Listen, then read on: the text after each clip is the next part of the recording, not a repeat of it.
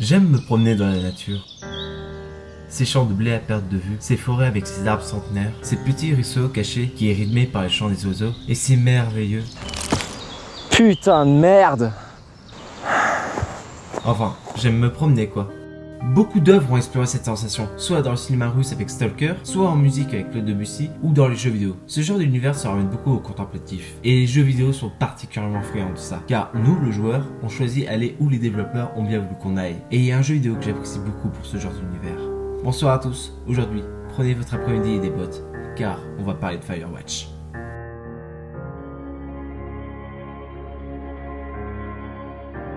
Firewatch est un jeu sorti en 2016, fait par le studio Campo Santo. Vous incarnez Henry à la fin des années 80, qui décide de devenir garde forestier du jour au lendemain après un drame qui a touché son couple. Vous aurez aussi une radio pour joindre votre superviseuse, Delilah. Avec elle, vous allez explorer ses forêts et ses lacs et vous découvrir. Mais vous allez vous rendre compte que quelque chose se trame, une menace plane au-dessus de votre tête. Le jeu commence par la rencontre de votre femme dans un bar, sous forme de texte. Vous pourrez alors choisir comment se déroule la discussion après avoir bu 5 bières, c'est-à-dire comme quelqu'un de raisonnable.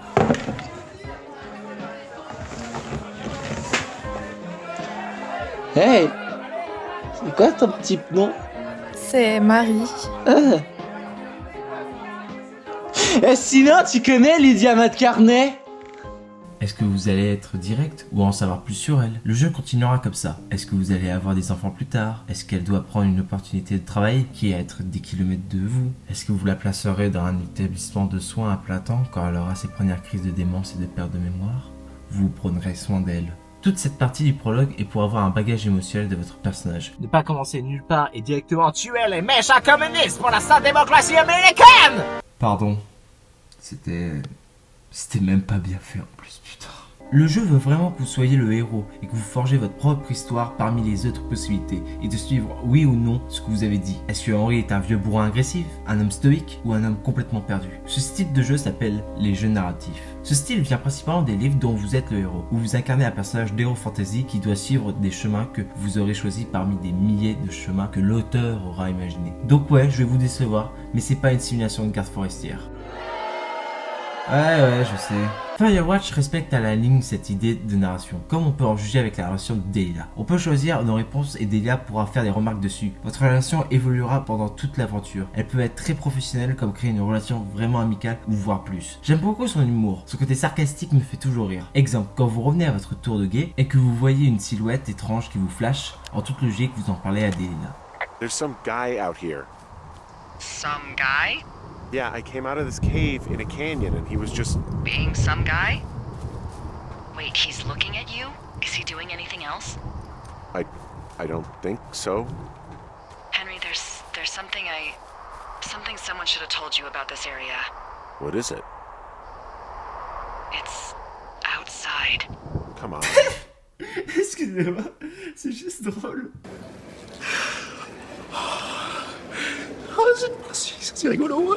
Et beaucoup de choses peuvent changer. Par exemple, si on revient sur la silhouette, notre interaction peut changer à cause des adolescents que vous avez rencontrés plus tôt et que vous avez essayé d'empêcher de continuer à faire des feux d'artifice car on est dans une forêt. Si elle vous appelle le mec flippant à cause d'un choix de dialogue, et bien quand vous voyez la silhouette, vous direz aussi le mec flippant. Ces petits détails de dialogue sont très subtils et difficiles à voir, mais elles renforcent l'immersion et les créateurs du jeu sont très fiers de ça. Henry, he's like, Right. yeah, there's a guy who's spooking me out here. Right. I don't like it. And I mean, I like doing stuff like that. I pay a lot of attention to the sort of infectiousness of language. Yeah. Especially in this office, someone will start using a turn of phrase that then I'll be at lunch with someone later, or I'll be out with Jake or whatever, and then I'll hear the phrase through them, Yeah. you know, where it's like, you know, like if somebody was saying, oh, there was a total creep outside at the bus stop, then it wouldn't be long, like 18 hours later, it would be totally conceivable to hear Jake be like, oh yeah, that guy's kind of a creep. I don't know if we should have him by or whatever. And I'd be like, man, okay, like that word is now like bubbling along the surface of our social network here. Mm-hmm. And I like, people are like that. People are weird, sort of like passive, like participatory sponges sometimes, Yeah. and I just like putting that stuff in the writing. And you can do that in games in a way that you can't do that in... Le jeu est très bien amené de ce côté de l'histoire, bien qu'il ne soit pas le représentant de ce genre de jeu narratif, car il existe plein d'autres avec leur histoire et leur style, dont j'en parlerai peut-être un jour, mais il mérite quand même sa place au milieu du paysage et de ces conversations qui se perdent dans cette forêt. D'ailleurs, en parlant de paysage, Le jeu a cette petite touche indé que j'aime vraiment. On est loin d'un photoréaliste de tous les jours. Le jeu assume pleinement son côté cartoon avec ses feuilles bien précises, ses rayons de soleil en ligne droite et ses nuages qui sortiraient d'un Toy Story. Voir qu'il y a encore des jeux vidéo qui n'essaient pas de pousser le réalisme encore plus loin jusqu'à frôler la vallée dérangeante me fait toujours plaisir. Bien que j'ai trop envie de jouer à un record car la vache, regardez-moi ces détails! De plus, l'environnement change grâce au cycle jour et nuit qui fait passer cette forêt angélique à quelque chose qu'on pourrait tomber sur le Slenderman. Et les lieux aussi, grimper ces petits sentiers de rocheux, se promener dans une forêt brûlée que Mère Nature commence à reprendre ses droits et découvrir un camp de scouts abandonné est très plaisant à voir. On se retrouve parfois à s'arrêter devant un paysage et à regarder le soleil se coucher. On s'endormirait presque.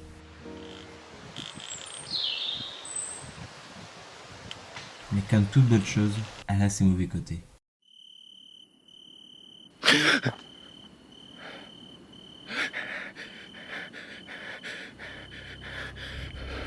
Les chants d'oiseaux sont partis et font place au bruit du vent qui frappe les arbres. Des branches qui craquent, des bruits inhabituels, des bruits qui rendent parano. Et le jeu montre son vrai visage. À la place d'être calme et contemplatif, il se transforme en quelque chose d'oppressant. Quand vous revenez à votre base pour la première fois, tout a été saccagé, brisé. C'est un des vrais premiers moments de tension du jeu. Des fois vous entendez des bruits suspects dans des buissons, des fois vous croyez qu'on vous écoute, et vous vous posez de plus en plus de questions. Des personnages psychotent sur tout et n'importe quoi. Qui peut être à l'origine de l'agression des adolescentes dans cette tente? Qui a coupé ces câbles? Est-ce que c'est un ermite qui essaierait de vous tuer? Peut-être un complot gouvernemental qui ferait un test? Ou tout simplement la folie de la solitude? Plus on avance, plus on sait rien. Notre imagination nous pousse à chercher des réponses les plus farfelues qui soient. Même le moment de balade devient moins contemplatif et plus dans l'urgence de savoir la vérité. Alors oui, vous aurez toujours des lilas à la radio pour vous rassurer et à trouver une solution. Par exemple cette scène. Do you see anybody? No, definitely not. All right. So, tell me what you think of this.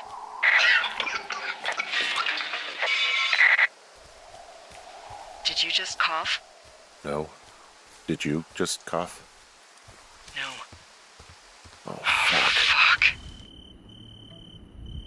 J'ai toujours cette sensation de friction qui me transperce quand je vois cette scène. Quand je vous dis que le jeu est paranoïaque et vous attrape au pire moment, et la musique n'aide pas. Bien que la musique a l'air très chill, la musique est hyper bien travaillée. Exactly, yeah. So this is a piece of music that's divided into technically 6 parts. And what's happening is as you're playing through this introductory sequence, when you hit certain points in the narrative, it sends a signal to Wise, which is the name of the audio middleware we're using. And then when Wise gets that signal, it waits until the next sort of musically appropriate transition point. And then when it hits that, it smoothly transitions into the next section of music. And so it creates the effect that you're just listening to one big long piece of music that just happens to be timed very nicely it just to your happens, playthrough. It just happens to get sadder and sadder at the exact rate that your life gets sadder and sadder. Yeah, exactly.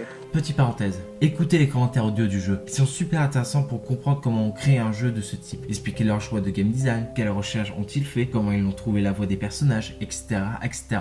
Mais la meilleure composition pour moi de Chris Romo se trouve dans une grotte que tous les gens ayant joué à Firewatch auront eux aussi un frisson glaçant.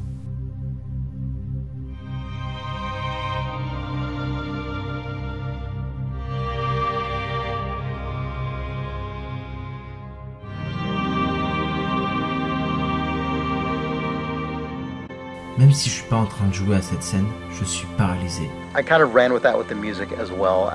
As you know, if you've listened to all the music in this game, I really didn't lean on big string swells or anything like that. It's very kind of small scale recordings, you know, guitar and electric piano and bass and things like that. I decided to just push this as far as possible. I did one odd thing with the music, which was instead of what you'd expect, which is making the music a really minor, dark key, it's actually all in major, which is typically what people associate with happier, more upbeat music, but I pushed the strings far enough that I was hoping it would sort of come around the other side and make something that's kind of poignant.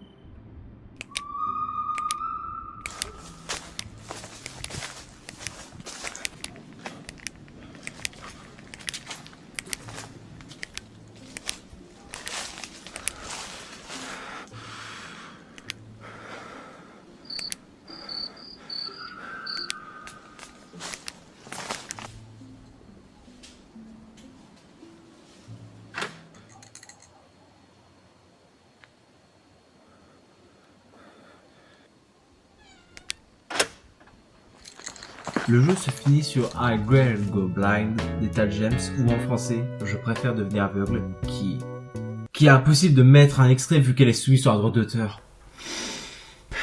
Bon, attendez 2 secondes.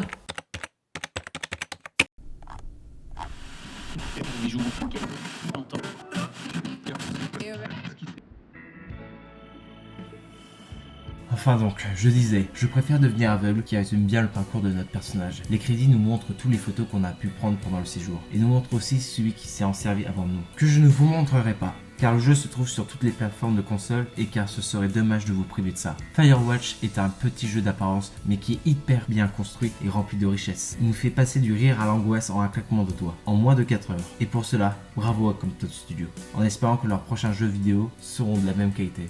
En attendant la suite, merci encore d'avoir regardé cette vidéo. N'oubliez pas de vous abonner, de liker, de partager. Enfin bref, vous connaissez la chanson, c'est Tom Max Scofield et je vous dis bonne nuit à tous. Firewatch Audio Tour, thank you very much for playing along and listening to all of this stuff. Yeah. Thank you. But what is Firewatch? That was it. We did it. That was the whole thing just now.